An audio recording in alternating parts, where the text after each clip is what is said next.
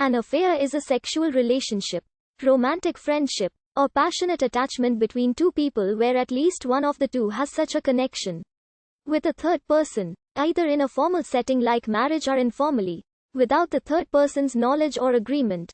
A romantic affair, also called an affair of the heart, may refer to sexual liaisons, more emotional relationship between two people who may have sex without expecting a more formal romantic relationship. An affair is by its nature romantic. The term affair may also describe part of an agreement within an open marriage or open relationship, such as swinging, dating, or polyamory, in which some forms of sex with one's non-primary partner are permitted and other forms are not. Participants in open relationships, including unmarried couples and polyamorous families, may consider sanctioned affairs the norm. But when a non-sanctioned affair occurs, it is described as infidelity and may be experienced as adultery, or a betrayal both of trust and integrity, even though to most people it would not be considered illicit. When romantic affairs lack both overt and covert sexual behavior, yet exhibits intense or enduring emotional intimacy, it may also be referred to as an emotional affair, platonic love, or a romantic friendship. Extramarital affairs are relationships outside of marriage where an illicit romantic or sexual relationship or a romantic friendship or passionate attachment occurs. An affair can continue in one form or another for years, even as one of the partners to that affair passes through marriage, divorce and remarriage. This could be considered the primary relationship, with the marriage secondary to it. Several people claim the reason of extramarital affair is their unsuccessful marriage where both spouses fail to please each other.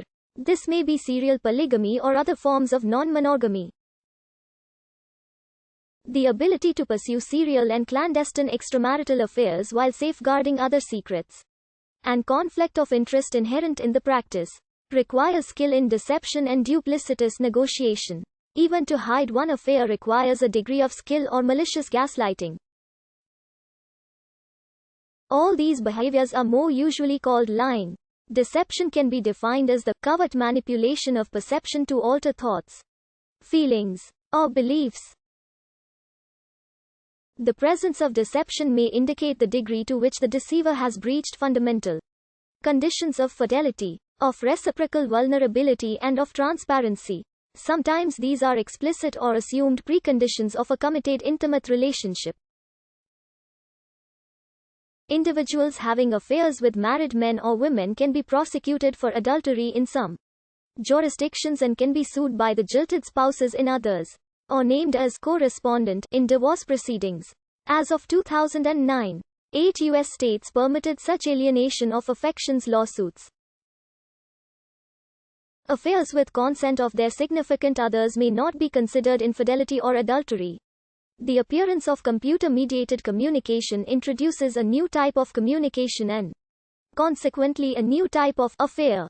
There are various kinds of computer-mediated communication that differ in some significant aspects.